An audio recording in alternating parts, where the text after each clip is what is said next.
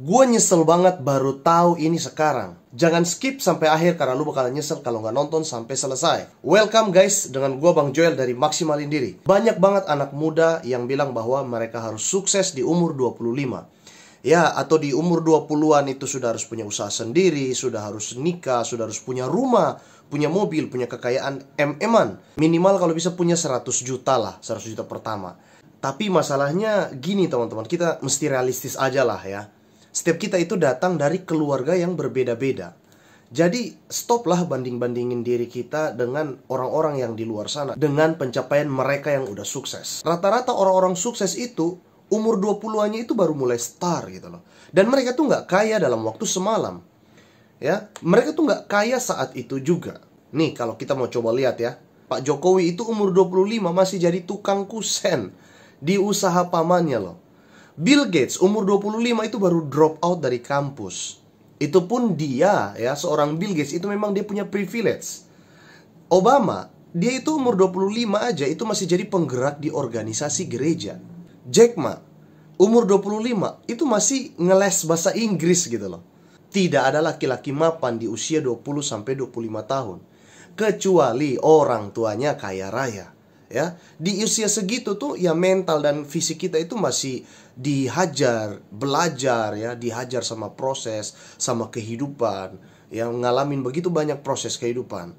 Jadi, mohon maaf nih, gue jujur aja, sukses di umur 25 itu kebanyakan bullshit.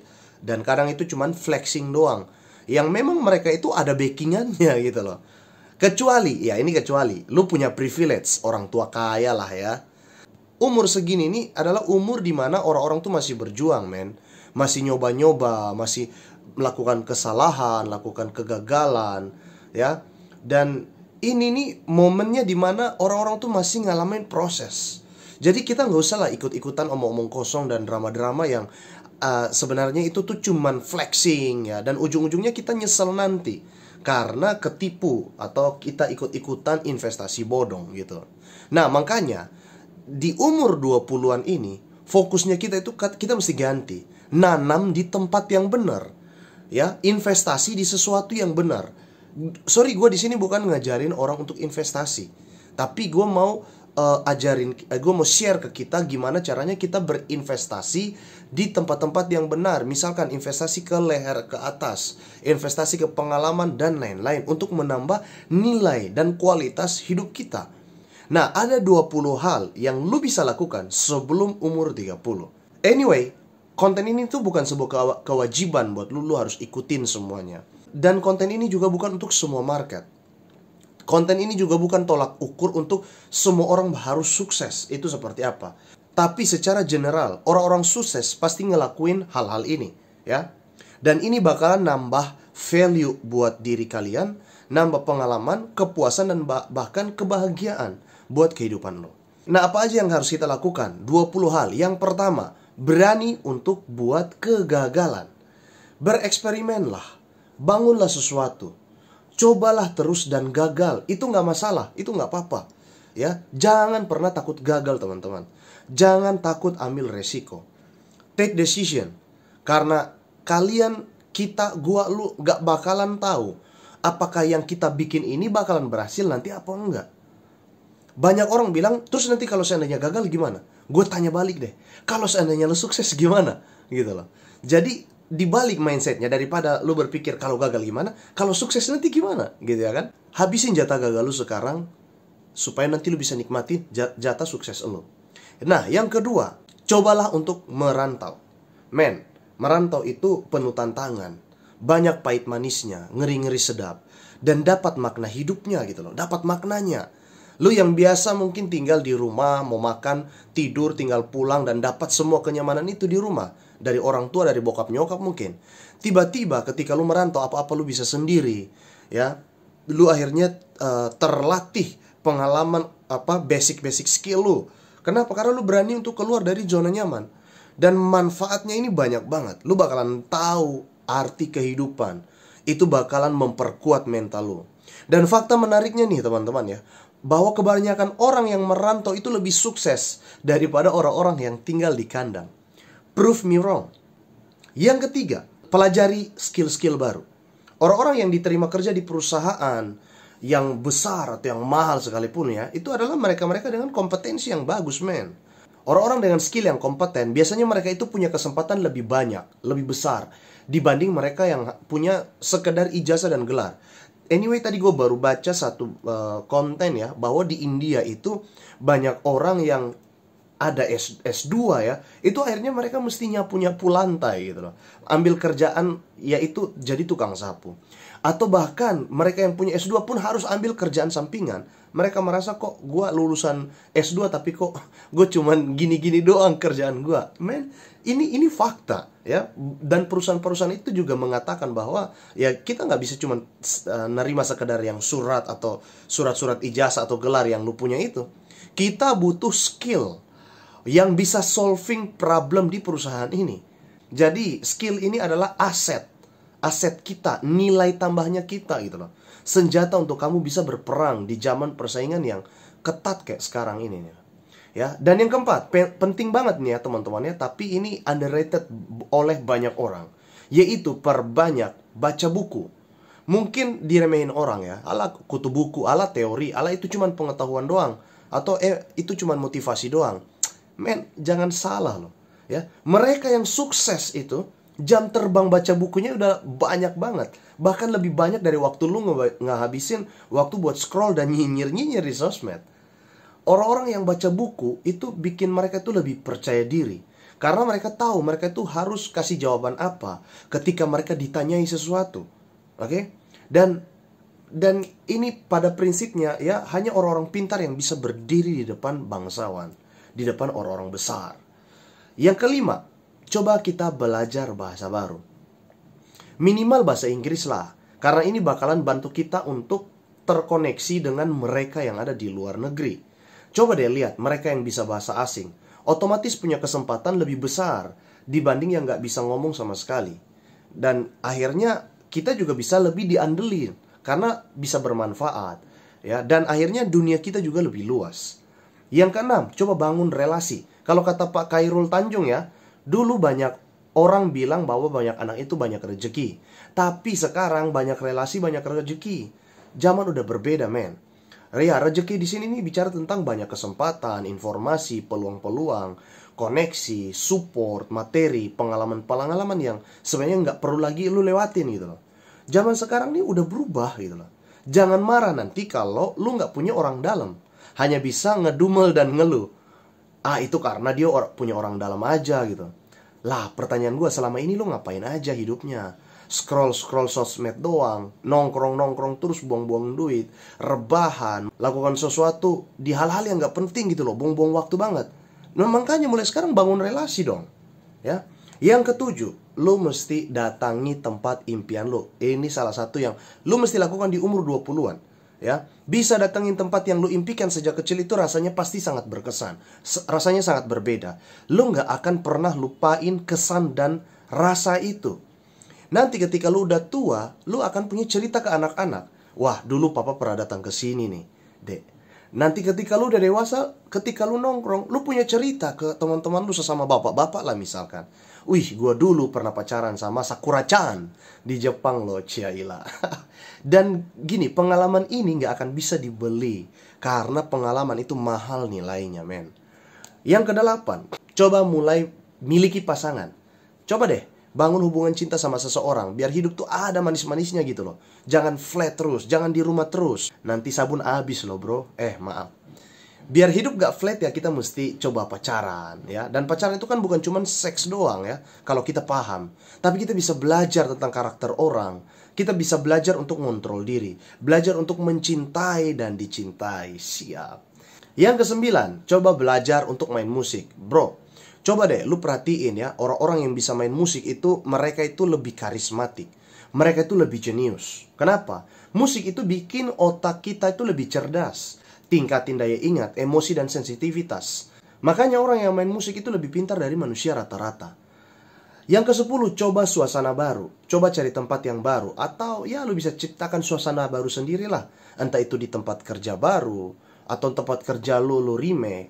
Cari kos baru mungkin, atau apart baru, lingkungan baru. Atau mungkin ya lu bisa perbarui tampilan kamar lu atau apart lu dengan ya desain yang lebih estetik lah gitu. Yang ke-11, traveling.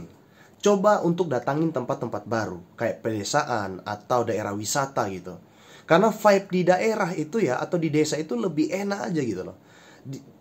Ini buat gue adalah pengalaman yang sangat gue banggakan ya. Dan gue gak pernah sesalin seumur hidup gue ketika gue bisa jalan-jalan, atau ketika gue bisa kunjungi desa-desa.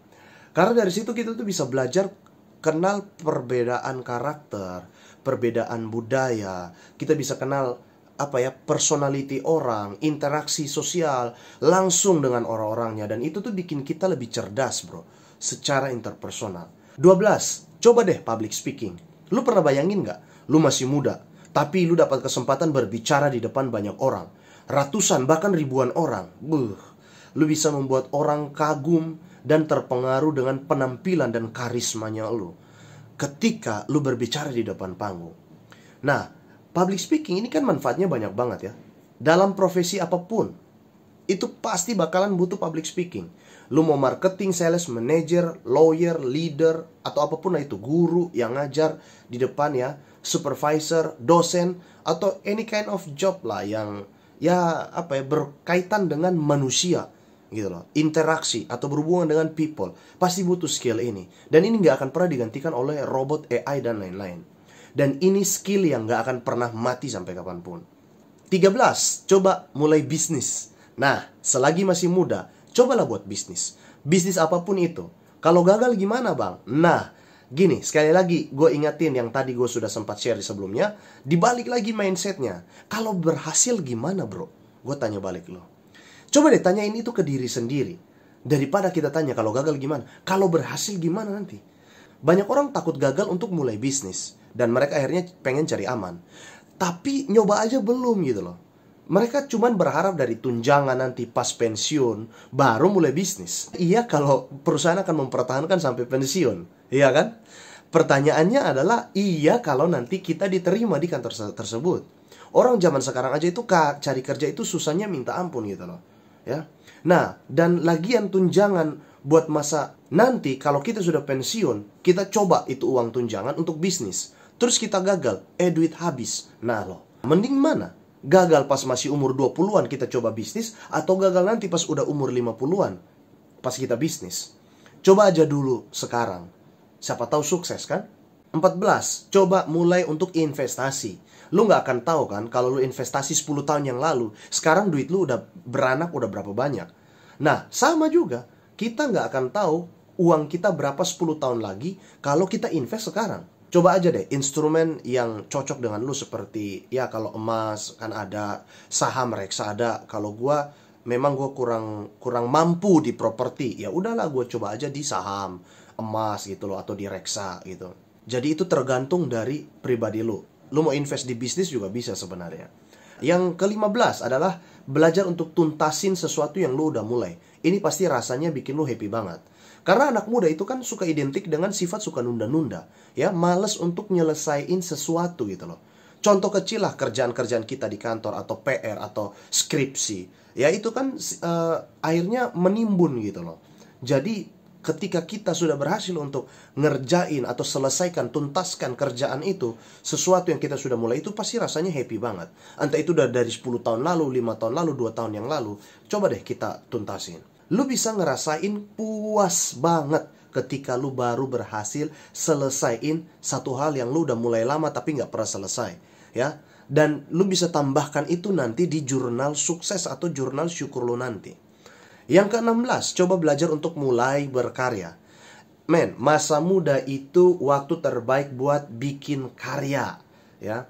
Waktu terbaik untuk membangun legasi. Makanya kalau udah nggak kaya, ya kan, orang selalu bilang nggak kaya, nggak kaya, nggak kaya. Itu aja terus yang dikeluhkan. Udah tahu nggak kaya, bangun legasi lo, bangun karya lo sendiri. Entah itu di dunia musika, seni, kreatif, sastra, literasi, atau apapun lah itu. Dan itu tuh masih banyak peluang gitu loh di zaman sekarang. Nggak apa-apa nggak sukses nanti, kan yang penting kita udah nyoba. Mumpung masih muda, mumpung belum banyak tanggungan. Sebelum nanti kalau udah nikah atau udah banyak tanggungan, punya anak, itu kan lu bingung mau nanggung biaya keluarga atau mau investasi buat karya. Coba lu bisa cek IG Maksimalin Diri ya, atau lu bisa join Telegram gua lah. Nanti gue share, cobain karya-karya apa aja. Ingat ya bro, lu bakalan bangga banget ketika punya portofolio, ketika lu punya track record, ketika lu punya karya. Nomor 17, start your project. Kalau selama ini lu selalu ngerjain project orang, coba deh lu kerjain project sendiri. Karena sebagai seorang anak muda itu adalah sebuah kebanggaan kalau kita bisa ngerjain project punya kita sendiri gitu loh, project personal. Rasanya beda aja gitu loh. Kita bakalan punya nilai tambah buat diri sendiri. Kita bisa lebih ningkatin PD gitu ya. Bisa tahu gimana rasanya jadi bos. Yang udah punya project sendiri, coba deh komen di bawah, bener apa enggak.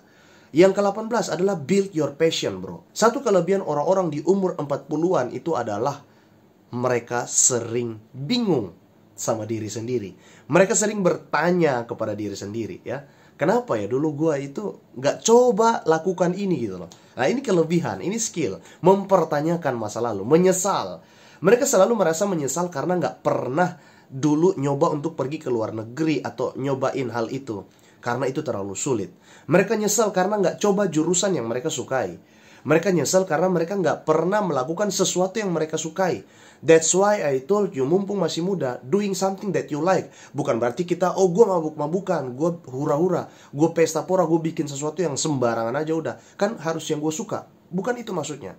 Lakukan sesuatu yang kita suka yang mendatangkan manfaat, keuntungan buat kita. Mendatangkan kebahagiaan buat kita. Tapi ya mau gimana, penyesalan selalu datang di akhir. Masalahnya kan kita gak pernah berani untuk nyoba. Gak mau keluar dari zona nyaman gitu loh. Takut gagal. Diam terus, stay di zona aman. Nah, jangan sampai udah tua nanti baru nyesel. Bener nggak? Mumpung masih 20-an sekarang, coba dulu aja apa yang lu suka untuk lakukan. Nomor 19, be the maximum version of yourself. Jangan cuma bilang jadi diri sendiri aja bro, itu nggak cukup. Beneran deh. Karena kata jadi diri sendiri itu biasanya cuma jadi penjara dan jebakan buat diri sendiri. Akhirnya kita nggak mau upgrade diri, nggak mau belajar, nggak mau coba hal yang baru. Ya tetap di zona nyaman, zona aman. Nah coba kita bisa belajar untuk bereksperimen, upgrade diri, kembangin kapasitas diri, sampai versi maksimal diri kita. Karena kita itu punya kemampuan dan kapasitas, tapi kita sering sia-siain potensi dalam diri kita. Itulah kenapa gue pakai nama brand Maksimalin Diri.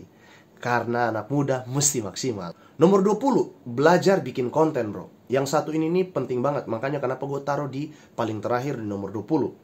Kenapa sih banyak orang sekarang tuh bikin konten? Ya karena orang-orang udah sadar kalau konten itu memudahkan orang untuk cuan, untuk hasilkan uang lebih banyak. Konten ini sarana yang dipakai untuk bisa lu sukses dengan cepat, baik untuk perusahaan maupun personal. Lu mau jualan, mau dapat uang, marketing, ads, lu mau bikin karya, jual karya, lu mau narik traffic yang gede, apapun itu, lewat konten zaman sekarang.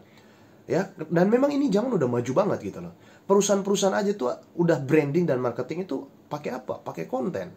Ya kalau lu nggak terima ini ya berarti lu telat sih. Ya, tapi satu fakta yang lu mesti tahu bahwa semua profesi pasti butuh personal branding. Ya, kalau mereka mau cepat. How you want to stand out di antara begitu banyak orang-orang yang punya profesi yang sama dengan lu. Lu mesti stand out. Lu mesti jadi berbeda. Itulah kenapa pentingnya punya personal branding.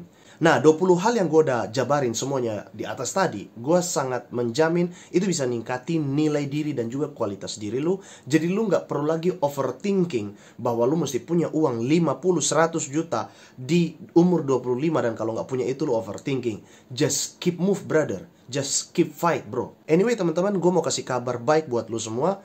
Gue ada webinar gratis tanggal 1 bulan 7 dan juga tanggal 7 bulan 7 ya. Jadi ada 2 kali ya. Dan di tanggal 1 itu tentang upgrade your value. Dan di tanggal 7 ini lebih menarik ya. 777 gue bakalan bikin webinar tentang the 7 pillar of value. Dan yang terakhir, webinar premium akan gue adakan sekitar 17 sampai 21 Agustus ya. Ada gua dan Kak Ulan. Kita akan bahas tentang how to be a high value man and high value woman. Ini 2 webinar yang berbeda. Ini premium nanti di Agustus. Please cepet catat dan daftar karena penuh banget. Kemarin aja itu sampai 130 orang ya lewat dari kapasitas Zoom kita. Itu untuk yang berbayar loh. Nah yang gratis ini akan gue adain tanggal 1 besok dan itu biasanya penuh kita sampai 300 orang. Buruan daftar, gue akan taruh link di bawah. Oh iya, jangan lupa bantu subscribe channel YouTube gue biar gue lebih semangat untuk berkarya dan bikin konten yang bervalue, yang menginspirasi dan juga memotivasi kalian semua. Kalau lu merasa konten ini bagus, jangan lupa share ke mereka yang butuh. Salam maksimal, bro.